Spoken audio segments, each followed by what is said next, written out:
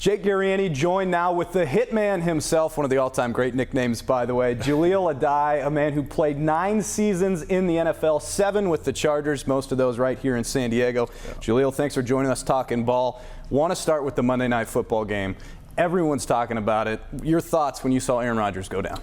It's a bummer. When you look at it, it's a bummer. Aaron Rodgers came in this season with a lot of hype in New York, big market.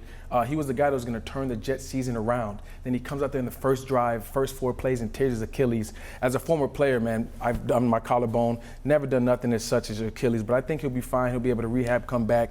But Zach Wilson has to take over those reins. He has to show that he's capable. He has to show that he's able to take this team to the next level. So, and you kind of led right into the question I want to ask. You don't think Aaron Rodgers is done? Because a lot of people talking, he's going to be 40 years old. You know, could this be the end of his career? It sounds like you think he'll come back. I think he'll come back. When you look at him as a competitor and what he's done for this league, and as an NFL player, what burns inside you is to compete all the time. And when you look at Aaron Rodgers, he's came in, he brought all his weapons in from Green Bay. I don't think he goes out like that. He rehabs. It's about a year-long injury to come back from. I think he'll be fine when he gets back, and he'll set New York off on fire. It's crazy because you think about the emotion of that game. Jets went on to win that game. Xavier Gipson, an undrafted guy just like you, making a huge play at the end of that ball game. That had to make your heart warm, huh? It did. It made my heart warm because I'm an undrafted guy, 9 years in the NFL. When you see a guy like that, also, he was a hard-knock superstar, right? He's a guy that people were pulling for. So when you see him do that, returns the punt, fields it, sets up his block, sticks his foot in the ground,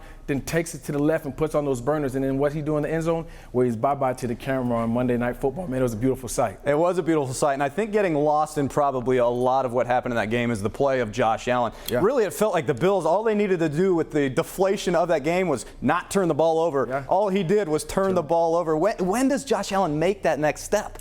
I don't know, but he needs to do it fast because time's running out for Buffalo. Every year they get down to the playoffs, deep into the playoffs, and they're a team that everyone's banking on out of the AFC to be the Chiefs or who else? The Bengals, Joe Burrow. And this guy has to stop turning the ball over. He reminds me of Brett Favre. He can make all the throws. He has all the accolades, but when it's crunch time and he has to take care of the ball, he doesn't. He has to change that fast. All right, let's move on to your former team, the Chargers. Just another brutal loss. It seems like no matter who the head coach is, no matter who the quarterback is, this team seems to find ways to lose.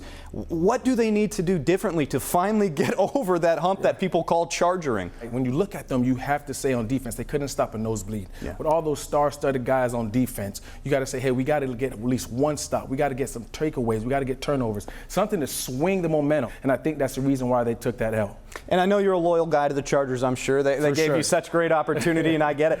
Do you worry for Brandon Staley and his job? I mean, he's supposed to be this defensive guru, and it seems like the defense kind of gets roasted over and over, 466 against Tua. How come it hasn't clicked for that defense since he's been there? It's a great question. You look at their defense, and they're star-studded. They got Derwin James, Khalil Mack, Joey Bosa, J.C. Jackson. The list goes on and on and on. I don't know if it's hot seat, but I could say that the seat is warm. Right, because you're in LA, you're in a big market, third year, third time's the charm. What are you going to do for us next? He has to be able to say, hey, I'm the defensive guy. I came in here, I hired Kellen Moore to be the offensive coordinator and take the reins with Justin Herbert. And I have to say, Staley on Sunday, it did not seem what it was supposed to look like. And they have to improve, and they have to improve very fast. And Jahleel, this Sunday on CBS 8, we got a big double header coming up, starting with those Chargers. They're going to go to Tennessee, play a team that lost in New Orleans. Your thoughts on this early game, 10 a.m.? Obviously, when you look at the Tennessee Titans, one thing comes to mind, and it's Derrick Henry, that stiff arm, that nasty stiff arm. Someone was just a corporate of it actually on Sunday from the Saints. But I think the Chargers go down into country town over there in Tennessee, and they take out these guys, right? They're going to have to defend the run, set the line of scrimmage, create a new line of scrimmage, get Derwin James down in the box, blitz him early to get them behind the sticks, off rhythm, long third downs, so it'll be hard for them to complete, right, and then get the ball back into Justin Herbert's hands. I think they do well down there. Justin Herbert lights it up, 400 yards passing. I don't know, maybe 3 touchdowns, 2 to Keenan, 1 to Mike Dove. Look at him calling out 400. They will not be playing the sweet music in Nashville come Sunday. How about the late game? Jets got to go to Dallas without Aaron Rodgers, of course. Zach Wilson going to make that start. Dallas looked pretty good in their first game, a 40-0 domination of the Giants. What do you think in this 125 kickoff? It's a what have you done for me lately business, right? And what they done lately was take out a Giants team that came in this season with a lot of hype. A lot of hype around Daniel Jones, a lot of hype about their key acquisitions in the offseason. Then you see what they did, 40-0, skunked them, 0, goose egg on the board.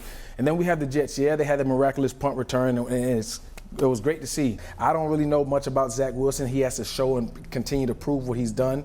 And I don't know about that. They have to look into getting a quarterback-needy team ASAP, a veteran.